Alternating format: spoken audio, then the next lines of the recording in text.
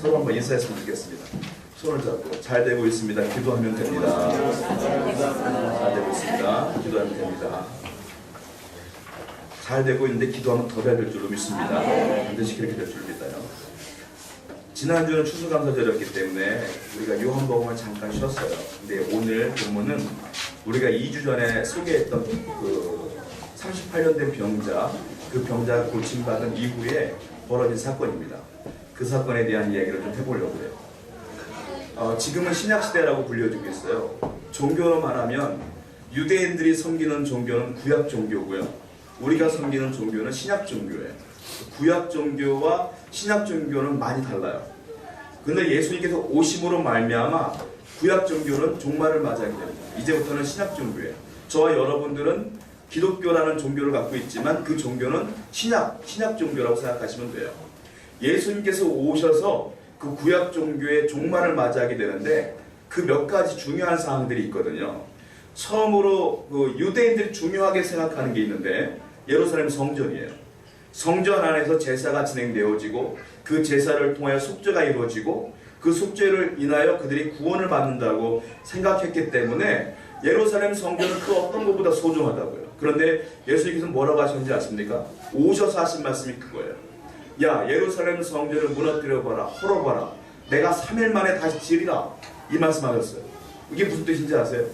이제 예루살렘 성전이 중요한 것이 아니라 그 성전 된 사람은 누구냐? 나다 이 말이에요. 그러니까 예수님께서는 예루살렘 성전의 역할을 감당하시게 된 거예요. 그게 구약 성경의 종교를 의미하는 거죠. 또 하나의 사건이 있어요. 그 예루살렘 성전 안에 제가 설명해 드린 적이 있는데 여러 문 중에 북문이 있습니다. 북문에는 양의 문이라고 해서 베데스다가 그 양의 문 옆에 있었잖아요. 양의 문은 양을 사고 파는 곳이에요. 그리고 양을 사고 팔아서 제사를 드리기 위해서 양을 갖고 가는 거란 말이에요. 양의 문이 그런 뜻이에요.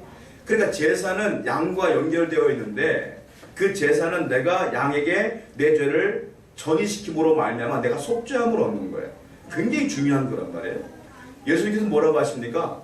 내가 양의 문이라 이렇게 했어요. 이제는 예수님이 양의 문이에요. 그러므로 예수님만이 속죄의 권세와 권능이 있다라고 표현하고 계시는 거예요. 이제부터는 너희들 구약 종교는 필요가 없다. 이제는 나만 바라봐라 이런 뜻이거든요. 한마디로. 또 하나의 얘기가 있어요. 우리가 지지난주에 살펴봤던 것처럼 38년 된 병자가 고침받았는데 이 38년 된 병자가 고침받으면 기적입니다. 사실 이거는 불치병이에요. 못 나요.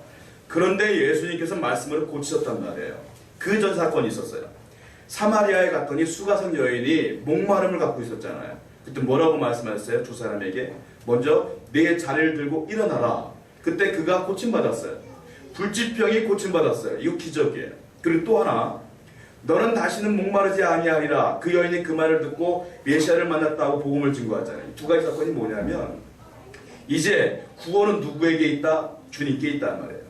주님의 구원은 영원히 목마르지 아니한다. 그러므로 구약 종교는 끝났고 이제 신약 종교가 시작됐다. 이 말씀을 하고 계시는 거예요. 그런데 구약 종교에 가장 중요한 게 있는데 우리는 볼 때 별거 아닌 것 같아요. 그런데 그들에게는 진짜 중요한 게 있어요. 그게 뭔지 아십니까? 안식일입니다. 오늘 그 안식일 때문에 예수님께서 큰 어려움을 당해요. 한번 성경으로 보겠습니다. 9절 맞습니다. 보면 9절이에요. 한번 같이 읽어보겠습니다. 시작.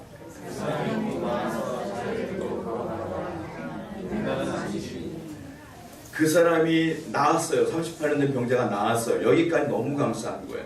근데 좀 깨름직한 단어가 나와요. 뒷부분에. 그런데 그날은 안식일이니. 이게 약간 깨름직한 거예요.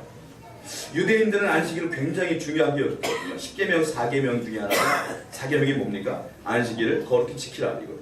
이걸 정말로 거룩히 지켰어요. 그런데 그날이 하필 안식일이에요. 그가 고침받은 날이. 자, 10절까지 다시 한번 볼게요. 10절입니다. 시작. 유대인들이 병나은 사람에게 이르되 안식일인데 내가 자리를 들고 가는 것이 옳지 아니하니라. 그렇죠. 10절에 보니까 그런 문제가 발생되기 시작해요. 유대인들이 병나은 사람에게 이르되 안식일인데 네가 자리를 들고 가는 것이 옳지 아니하더라. 제가 설명해 드렸죠. 이게요, 안식일날 병 고친 게 문제가 아니라 이 사람이 안식일날 돗자리를 들고 움직인 게 문제가 되는 거예요. 자리를 들었다는 건 일했다는 거예요. 안식일을 범했다 이 말입니다. 너 왜 안식일인데 네 자리를 들고 일어났느냐 이 말이에요. 성경에 보면 복음서에 보면 유대인이라는 단어가 한 70번 나와요. 유대인들. 그런데 70번 전부 다 어떤 뜻이냐면 안 좋은 뜻으로 표현돼요. 예수님을 핍박하는 사람들, 사두개인들, 바리새인들, 제사장, 서기관 이런 사람들 포함해서 유대인이라는 표현을 해요. 좋지 않은 표현이에요. 자, 이 사람들은 지금 이 사람이 난 거 중요하지 않아요. 이 사람은 안식일인데 들고 일어나는 게 중요한 거예요 지금. 여러분, 하나님께서 안식일을 제정하실 때에 안식일을 거룩히 지키라 끝입니다. 어떻게 거룩히 지키란 말씀 안 하셨어요. 뭐 일하지 말라 전혀 얘기하지 않았어요. 근데 안식일을 거룩히 지키라 이렇게 말했거든요. 하나님께서 법을 만드실 때는요, 율법을 만드실 때는 근간을 이루는 사상이 있어요.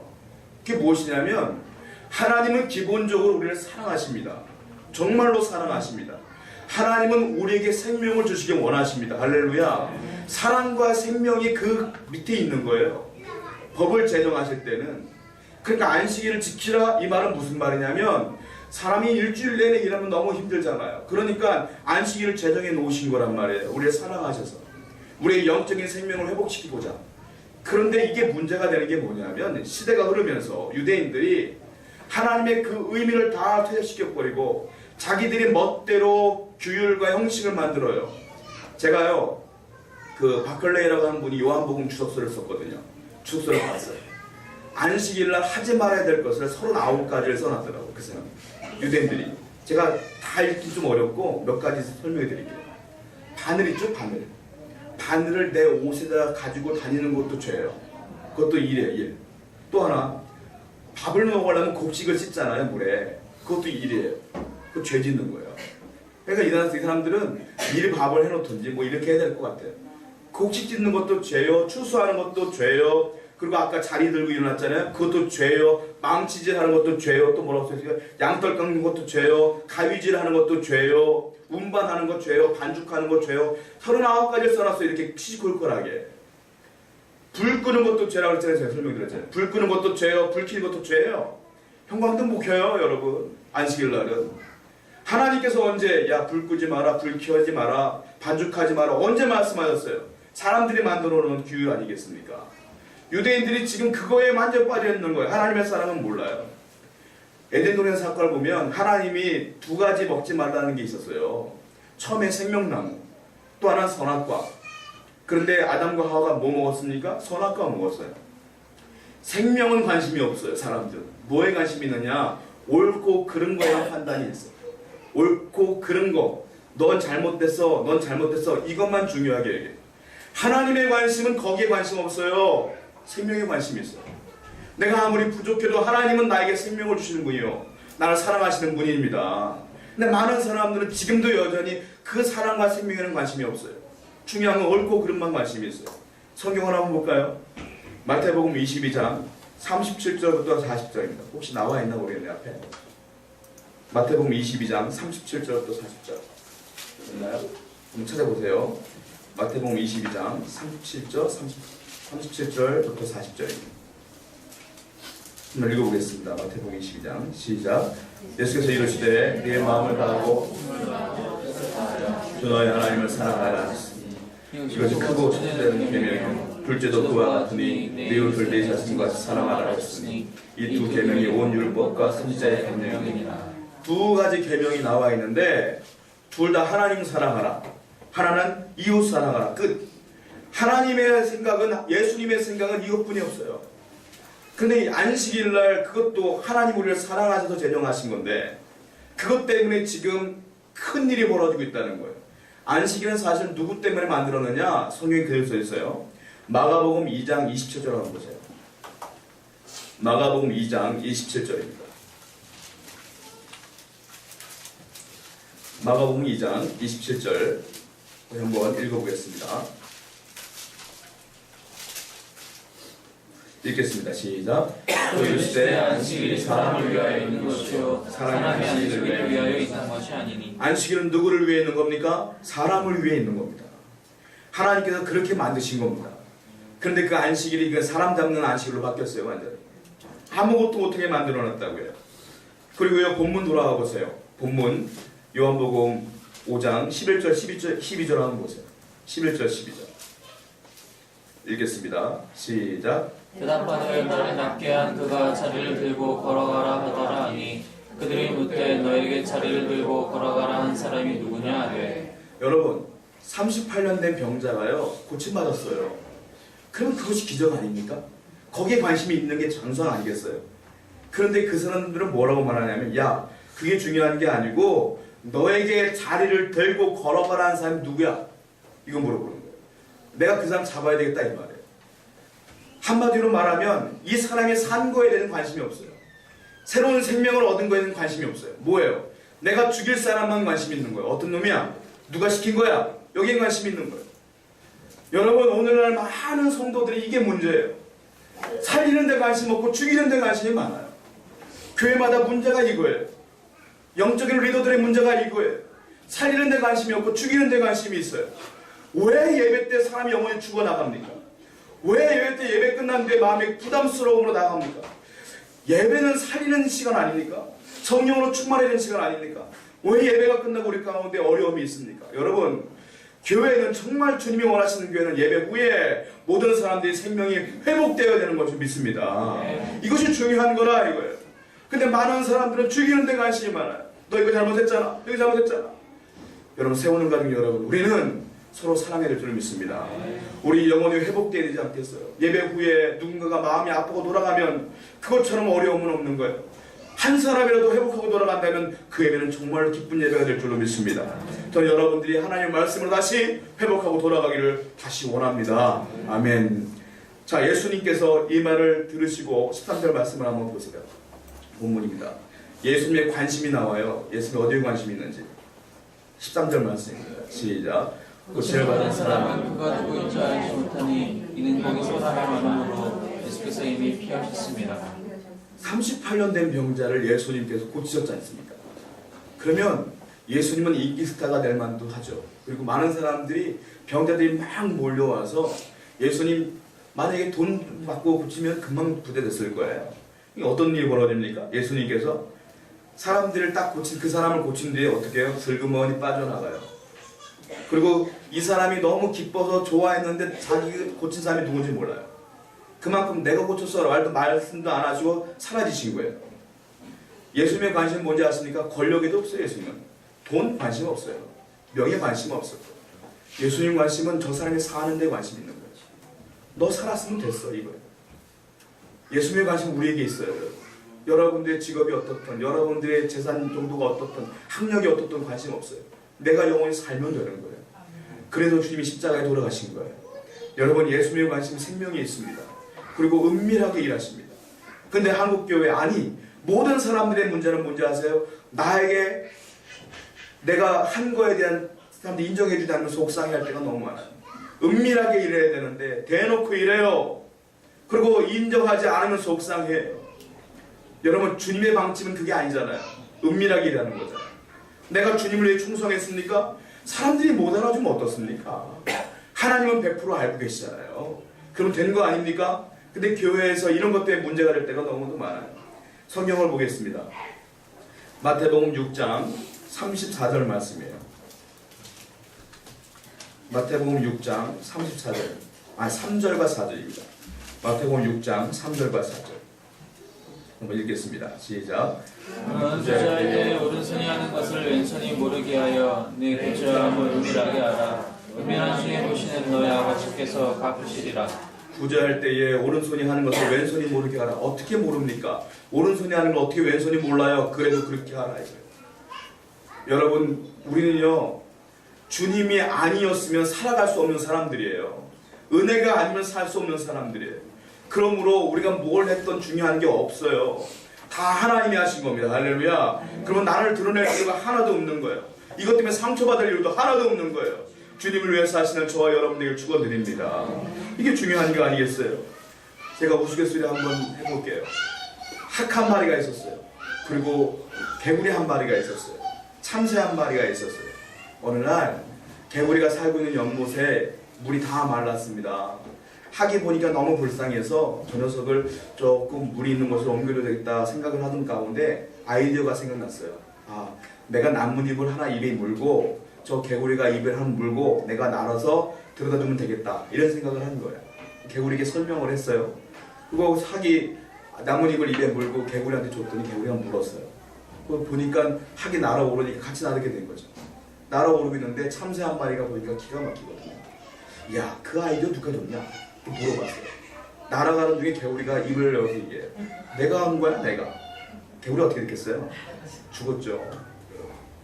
이게 뭡니까? 사람들은요, 뭐든지 내가 할 때가 많아요. 그게 영적으로 죽는 일도 모르고 내가 할 때가 많아요. 이 교만이에요. 하나님은 교만을 꺾으셔요. 교만은 패망의 선봉이에요. 우리는 은혜가 아니면 안 돼요, 여러분. 주님 아니면 안 돼요. 할렐루야. 여러분이 어떤 문제 때문에 고민하고 계십니까? 안 열립니까? 왜 안 열릴까요? 내 힘으로 하니까 안 되는 거예요. 나는 아무것도 못해요. 주님께 의지해야 되는 거예요. 주님의 은혜가 아니면 안 됩니다. 이런 고백으로 나가는 저와 여러분에게 축원드립니다. 자, 14절 말씀 본문으로 돌아옵니다. 14절 말씀 한번 읽겠습니다. 14절 시작. 그 후에 예수께서 성전에서 그 사람을 만나 이르시되 보라 내가 나았으니 더 심한 것이 생기지 않게 다시는 죄를 범하지 말라 하시니 예수님께서요 그 후에 예수님께서 사라지신 후에 성전에서 그 사람을 만났어요. 38년 된 병자를 만났어요. 그리고 말씀하십니다. 만나서 괜찮아? 이렇게 묻는 것이 아니라 기가 막힌 말씀하세요. 자, 네가 나았다. 그런데 더 심한 것이 생기지 않도록 이제 죄를 범하지 말라. 이렇게 말씀하시는 거예요. 아마 예수님께서 성전 안에서 기다리고 계셨던 것 같아요. 그가 예배하길. 예배 가운데 살짝 오셔서 말씀하셨는데 이해가 안 돼요. 여러분 고침받았으면 된 건데 더 심한 것이 생기지 않도록 죄를 범하지 말라 이렇게 말하고 있어요. 병이 생길 때 여러 가지 원인이 있습니다. 유전적인 요인도 있고요. 환경적인 요인도 있어요. 정신적인 요인도 있어요. 그리고요 하나님께서 영광을 받기 위하여 일부러 주시는 것도 있어요. 대표적인 사람이 욥입니다. 욥은 하나님이 영광 받기 위해서 병이 생겼던 사람이에요. 그런데요 또 하나의 원인이 있는데 죄 때문에 생길 때도 있어요. 사실은 믿음이 없는 사람들은 이해를 못해요. 왜 죄 때문에 병이 생겨요? 라고 할 수 있어요. 그러나 분명히 죄 때문에 생길 수 있어요. 왜냐? 다윗 시대에 보면 다윗이 인구조사를 합니다. 인구조사를 하는데 그 죄였거든요. 하나님 의지하는 죄였거든요. 하나님께서 말씀하시죠. 너 니네 백성들에게 전염병이 돌 거야. 전염병 들어서 많이 죽었어요. 죄 때문에 병이 도진 거예요. 죄 때문에. 치유가 있습니다. 예수님이 치유하시는데 병만 고치면 예수님은 의사랑 상관없는 거 똑같은 거죠. 병만 고친다면. 우리 예수님의 병은 병만 고치는 게 아니에요. 반쪽짜리 치유가 아니에요. 그 영혼의 문제까지 책임지시는 것이 주님이셔요. 그 영혼의 문제도 해결하시기 위해서 그에게 말씀하십니다. 죄 짓지 마. 너의 병의 원인은 사실은 죄 때문이었어 라고 말씀하십니다. 제가 이런 경험한 적이 있어요. 제가 어린 시절 다녔던 교회인데요. 모교의 목사님이 큰따님이 결혼을 하시게 됐습니다. 그런데 사람이 사랑에 빠지면 뭐 종교가 보입니까? 목사님 큰딸임에도 불구하고 불신자를 만난 거예요. 근데 이 불신자를 만났는데 제가 그분을 아는데 키도 크고요. 얼굴도 굉장히 잘생기셨거든요. 결혼하려고 하는데 목사님께서 답답한 마음에 이렇게 얘기하세요. 이 친구야 결혼하기 전에 교회 좀 나와. 그리고 결혼하면 교회 나온다고 나한테 서약을 해. 그러면 내가 결혼시켜줄게. 서약을 했죠. 결혼하기 위해서. 근데 교회 나옵니까? 안 나오죠. 목사님이 막 애가 타시는 거예요. 그런데요 어떤 일이 벌어지냐면 이분이요 교회 나오는 것 뿐만이 아니라 우리 큰따님이 새벽 기도를 나가시니까 그게 그렇게 싫은 거예요. 어떻게 하냐면 교회까지 쫓아와요. 새벽 기도 나가면. 그리고 교회까지 왔으면 예배당에 들어가면 되는데 신발, 예전에 우리 시골교회는 신발 벗고 들어갔거든요. 신발을 다 던져버려요. 딴 데로. 성도들의 신발을. 목사님 사위가. 그러니까 교회가 됩니까? 어느 날 보면 나와보면 신발이고 저도 신발 없어진 적 있었거든요. 없어졌어요. 성도들 막 던져버리고 막 이러는 거예요. 어떤 일이 벌어지냐면 한참 그러다 목사님이 얼마나 기도했겠어요. 그분이 허리 디스크가 왔어요. 갑자기. 디스크가 딱 왔어요. 걷지도 못해. 움직이도 못해. 목사님께서 있더라 싶어서 이 친구야 새벽기도 나. 내가 기도해줄게. 그러니까 그 핍박하던 분이 새벽기도를 나오셨어요. 앉지도 못하고 누워서 예배 드리시는 거야. 누워서. 예배를 드리셔요. 하루, 이틀, 사흘 계속 드리셔요. 1년, 2년 그러다가 이 병이 나왔거든요. 나왔는데 안 나올 줄 알았는데 새벽기도 계속 나와요. 이 습관이 됐어요. 계속 나오세요. 왜 나오나? 너무 예배가 좋네요. 나오기 시작해요. 결국 그분이 목사님 되셨어요. 목사 사역을 했어요. 결국 불신자였다. 저는 그걸 봤어요. 그렇게 죄를 지니까 하나님 허리를 딱 치는 걸 봤어요. 여러분, 죄 때문이라도 병이 생길 수가 있어요. 우리 주님은 이 38년 된 병자의 병명을 정확히 아신 거예요. 너는 단순한 병이 아니야. 네 이제 회개하고 돌이켜. 여러분, 우리가 제일 잘해야 되는 게 뭔지 아십니까? 매일매일 회개해야 되는 거예요. 죄를 해결할 유일한 방법은 회개뿐이 없어요. 어떻게 매일 회개합니까? 아니, 우리 붕괴 때만 하면 되지 않습니까? 아니요. 하루에 우리가 죄를 얼마나 많이 짓는데요. 하나님과 얼마나 많이 교제합니까?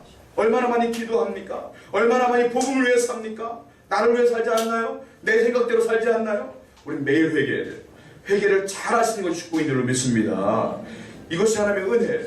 그가 그래서 아마 제가 볼 때는 예수님의 말씀을 듣고 아마 회개를 많이 했을 거라는 생각이 듭니다. 자, 그런데 이 사람이 드디어 자기를 고친 분이 예수님이라는 걸 알게 되죠. 너 이제 죄를 회개하고 살아야 돼. 이렇게 말씀하셨으니까. 아, 이제 예수님이구나 깨닫게 돼요. 그리고요, 이 사람이 고백합니다. 15절입니다.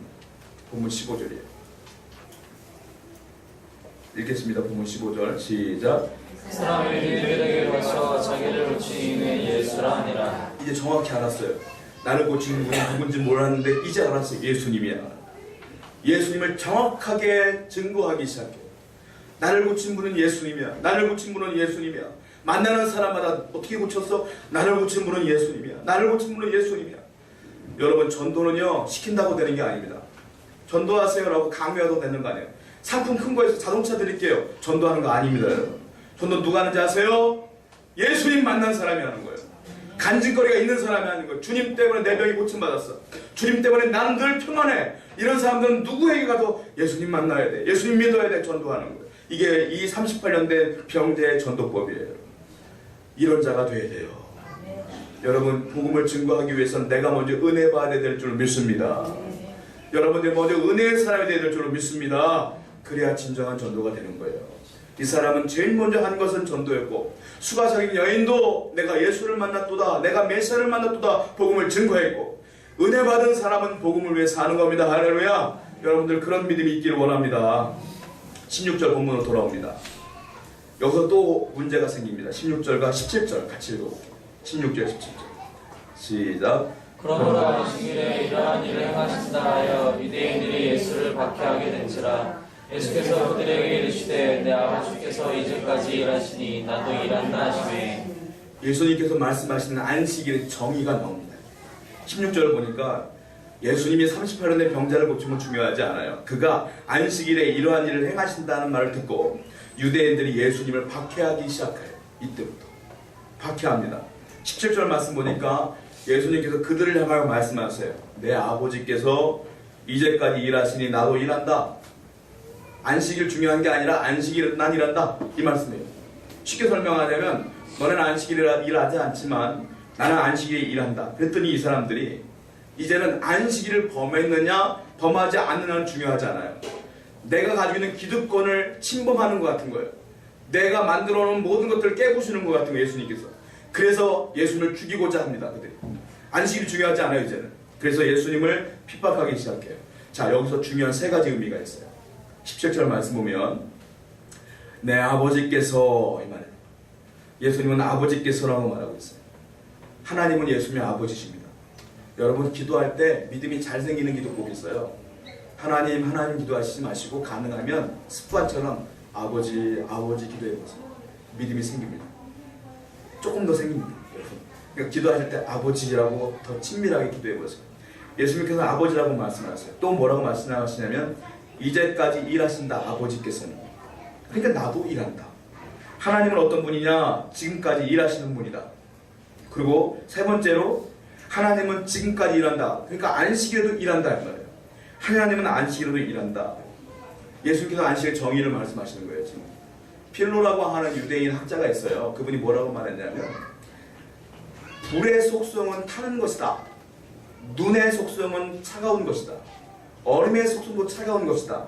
하나님의 속성도 있는데 하나님의 속성은 일하시는 것이다. 이렇게 말했어요. 하나님은 일하신다. 다른 유대인이 말했어요. 안식일에도 태양은 뜬다. 안식일에도 강물은 흐른다. 안식일에도 사람이 죽기도 하고 살기도 한다. 하나님의 사역은 여전히 그렇게 진행되고 있다라고 말하고 있습니다. 그런데요, 하나님이 일하셔요. 안식일에도. 안식일을 일하시는데 근본이 있어요. 제가 설명해 드린 것처럼 생명과 사랑이에요. 생명과 사랑으로 일하시는 거예요. 한 영혼을 살리기 위해 일하시는 거지 당신의 무력을 위해 사용하지 않는다. 하나님의 영을 위해서, 사람들의 영을 위해서 일하신다. 자, 안식일은 두 가지 요소가 있어요. 첫 번째, 쉬는 겁니다. 안식일은 쉬는 거예요. 두 번째, 이 말씀에 의하면 일하는 거예요. 쉬고 일하는 거예요. 자, 제가 재밌는 얘기 해드릴게요. 주일날 교회 나오면 가장 불쌍한 게 크리스찬이에요. 어떻게 보면 6일 동안 계속 직장생활 하다가 다른 사람들은 주일 되면 어떻게 해요? TV를 보든지 취미생활 하든지 여행을 가든지 뭐 그러잖아요. 푹 쉬잖아요. 근데 우리는 어떡합니까? 젊은 크리스찬들은 6일 동안 내내 일하다가 주일날 하면 뭐 교사하세요, 성가대 하세요, 찬양대 하세요, 식사봉사 하세요. 그럼 녹초가 돼요. 녹초가. 그럼 집에 딱 누워서 뭐 어떤 생각을 합니까? 내가 뭐 하는 건가? 쉬어야 되는데 내일 출근하기 너무 부담스럽다. 이러지 않습니까, 여러분? 근데 그런 얘기 많이 들었거든요. 그래서 많은 사람들이 야, 진짜 저 사람들이 부럽다 이렇게 생각할 수 있어요. 여러분, 주일은 원래 그런 겁니다. 왜? 안식일은 처음에 쉬는 겁니다. 나를 위해 쉬는 거예요. 두 번째, 다른 영혼을 위해서 일하는 겁니다. 이 두 가지가 겸비되어야 되는 게 안식일입니다. 그래서 안식일날 예수 믿는 사람들은 교회에 나와서 영혼들을 위해 열심히 일해야 되는 거예요. 열심히 그 영혼들을 살리기 위해서 어린 영혼을 위해서 교사도 하고 영혼들의 영적인 유익을 위해서 찬양도 하고 그리고 밥도 좀 하고 열심히 전도도 하고 그러다 녹초가 더 집에 들어가는 게 맞는 거예요, 여러분. 그것이 안식일이에요. 그것이 하나님께서 원하시는 거예요. 여러분들은 그렇게 잘 살고 계시는 거예요. 할렐루야. 그럼 여러분들 이거에 대한 고민 안 했으면 좋겠어요. 아, 안식일은 원래 직장은 쉬고 영혼을 위해서 애쓰는 날이구나. 녹초가 되지 마시고 기뻐하며 안식일을 보내는 여러분들을 축원드립니다. 우리 18절 한번 볼까요? 마지막 18절 시작.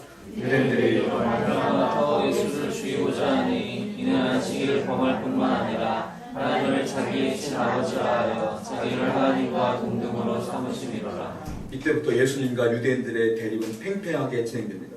예수님 돌아가실 때까지 진행됩니다. 여러분, 끝까지 예수님과 대적하며 사시겠습니까? 아니면 오늘 말씀을 들으시고 하나님 말씀을 기억하시며 영혼을 살리는데 최선을 다하며 사시겠습니까? 여러분들 기도하겠습니다. 하나님 말씀을 찬양하며 들으며